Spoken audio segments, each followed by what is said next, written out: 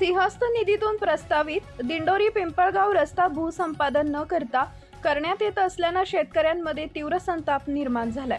भूसंपादन करा आणि योग्य मोबदला द्या या मागणीसाठी शेतकरी कृती समितीच्या वतीनं नाशिक येथील सार्वजनिक बांधकाम भवनावर धडक मोर्चा काढण्यात आला।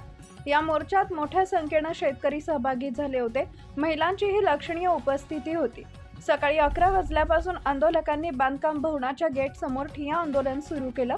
या आंदोलनात खासदार भास्कर भगरे, मविप्र संचालक प्रवीण जाधव, छावा संघटनेचे अध्यक्ष करण गायकर, शिवसेना जिल्हा अध्यक्ष भाऊलाल तांबडे, योगेश बर्डे, गणेश कदम, कृती समितीचे अध्यक्ष शिवाजी डांगले, उपाध्यक्ष माधव उगले, रोशन उगले, स्वप्नील पवार यांनी शेतकऱ्यांची बाजू ठामपणे मांडली।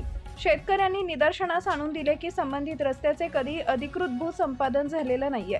सध्या केवळ 3.5 मीटर रुंदीचा रस्ता अस्तित्वात आहे। मात्र सार्वजनिक बांधकाम विभागानं रस्त्याच्या दुतर्फा 20 मीटर क्षेत्रातील घरे, विहिरी, शेती यांना अतिक्रमण म्हणून नोटिसा दिल्या, जे अन्यायकारक असल्याचं त्यांनी सांगितलंय। दुपारी सुमारे 3:30 वाजता बांधकाम मंत्री शिवेंद्रराजे भोसले यांनी आंदोलनकर्त्यांची भेट घेत शेतकऱ्यांची भूमिका रास्त असल्याचं मान्य केले। शेतकऱ्यांना न्याय मिळावा हीच सरकारची भूमिका आहे। काही कायदेशीर अडचणी असल्या तरी महसूल मंत्री चंद्रशेखर बावनकुळे, कुंभमेळा मंत्री गिरीश महाजन यांच्याशी समन्वय साधून गरज पडल्यास मुख्यमंत्री स्तरावर चर्चा करून तोडगा काढला जाईल असं त्यांनी स्पष्ट केलंय। तसेच हा प्रश्न मार्गी लागीपर्यंत संबंधित रस्त्याचे काम तात्पुरते बंद ठेवण्याचं आश्वासन त्यांनी दिलंय। यावेळी विभागीय आयुक्त प्रवीण गेडाम व बांधकाम विभागाचे अधिकारी उपस्थित होते। मंत्र्यांच्या आश्वासनानंतर शेतकरी कृती समितीनं प्रस्तावित साखळी उपोषण स्थगित करण्याचा निर्णय घेत आंदोलन मागे घेतलाय। मात्र योग्य निर्णय न झाल्यास आंदोलन तीव्र करण्याचा इशारा शेतकऱ्यांनी दिला आहे।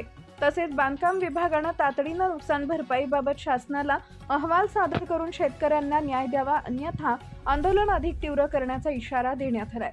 दरम्यान जिल्हाधिकारी आयुष शर्मा, अधीक्षक अभियंता अरुंधती शर्मा, कार्यकारी अभियंता राहुल पाटील यांच्या उपस्थितीत कृती समितीची बैठक होत जिल्हाधिकारी यांनीही बांधकाम विभागास तातडीनं अहवाल सादर करण्याच्या सूचना दिल्या। दिंडोरी वृत्तांत न्यूज कार्यकारी संपादक बापू चव्हाण।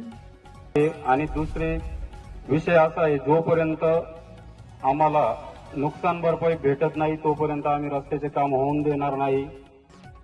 आमचा 200 शेतकऱ्यांचा जरी ग्रुप असेल, आम्ही आज फक्त इथे प्रत्येक घरातली 2 माणसं आणले। वेळ जर आली, पूर्ण रस्त्यावरती जर उतरायची वेळ आली तर याचे खूप ऑफिस कमी पडतील। एवढे माणसं आज आमच्या घरी आहे आणि एवढी जमीन गेल्यानंतर 100% आम्हाला भीक मागितल्याशिवाय पर्याय नाही। आमचे मोठमोठे घर, त्याचे आज फक्त बरेचसे शेतकरी असे का ज्याचा 90 लाखाचा बंगला आहे, त्याचे फक्त 2 खांब राहणार आहे। त्याच्यावरती कर्ज काढलं होतं, ते कर्ज त्यांनी 15 वर्ष फेडलं।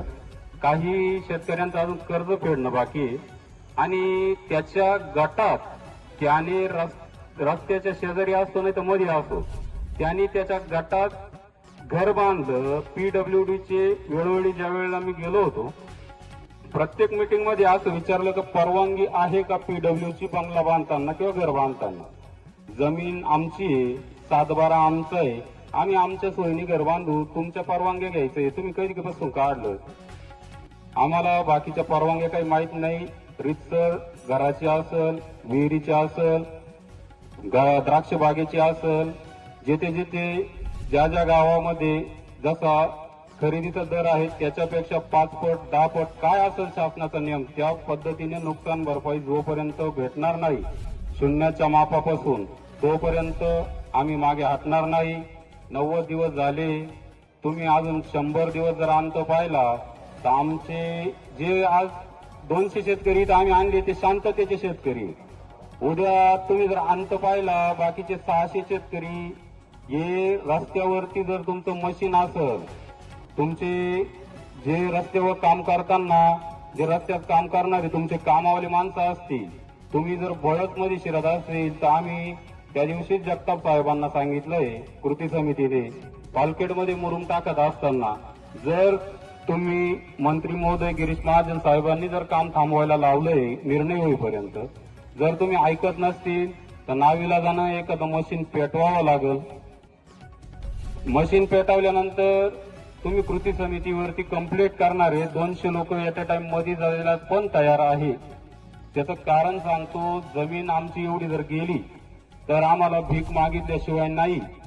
काही शेतकऱ्यांना आत्महत्या केल्याशिवाय पर्याय राहणार नाही. का? आज 1 एकर क्षेत्र आहे. आमचे लोखंडेवाडी जोपूळ जे 5 गाव आहे, 1 एकर क्षेत्रामध्ये आज 2 जण भाऊ आहे. मी प्रत्येक मीटिंगला प्रत्येक मंत्री महोदयांना प्रत्येक अधिकाऱ्याला आवर्जून सांगितलं, भाऊ आमच्या शेतकरी बांधवांच्या मुलांचे 35-40 वर्ष वय आहे. आमच्या शेतकऱ्यांना कोणी मुली देत नाही. आज एवढी वाईट परिस्थिती असताना त्या 2 बिघ्यामध्ये आज जर 1.5 बिघा जमीन पूर्ण 2 बिघे जमीन जात असेल, त्याचा मोबदला भेटत नसेल, तर तुम्ही मला कोणत्याही मंत्री महोदयांनी किंवा अधिकाऱ्यांनी असं कागदावर लिहून द्यावं का तुमचं क्षेत्र जिथं असेल तिथं आमची 1 एकर जरी जमीन गेली की आम्ही रस्त्यासाठी फुकट देणार आहे. असं जर एखाद्या अधिकारी किंवा एखादी कोणी लिहून दिलं तर आम्ही पण आमची जमीन फुकट द्यायला तयार आहे. असं तुम्ही तुमच्या गेटला हात लावून देत नाही. इथं आले हो, ते पण गेट तुमचं नाहीये, ते कोणाचं आहे? गेट आपलंय. सर्वांना पगार कोण पुरवतो? हे जे शेतकरी जीएसटी कशासाठी भरतो? मंत्री महोदय, मुख्यमंत्र्यांनी शिष्टमंडळ आमचं ज्या वेळेला गेलं मिटिंगला, त्यांनी सांगितलं का तुमचा प्रश्न मार्गी लागेल, गिरीश महाजन साहेब स्वतः हा प्रश्न हाताळतील. तरी पण जर पीडब्ल्यूडी अधिकारी ऐकत नसतील तर आज इथे धडक मोर्चा आलाय. परंतु तुम्ही जर काम करायचा प्रयत्न केला तर तुम्हाला कारण नसताना वेगळ्या संकटांना सामोरं जावं लागेल. याच्यासाठी आम्ही 9 ऑफिसांची परवानगी घेतली इथपर्यंत येण्यासाठी. पोलीस प्रशासनाने आम्हाला पूर्ण जो आम्ही 10व्या मैलापासून आम्हाला पूर्ण पोलीस प्रोटेक्शन मध्ये इथपर्यंत पोहोचवलं. मशीन त्यांना सांगितलं, त्यांना माहिती आहे तुम्ही ते गाव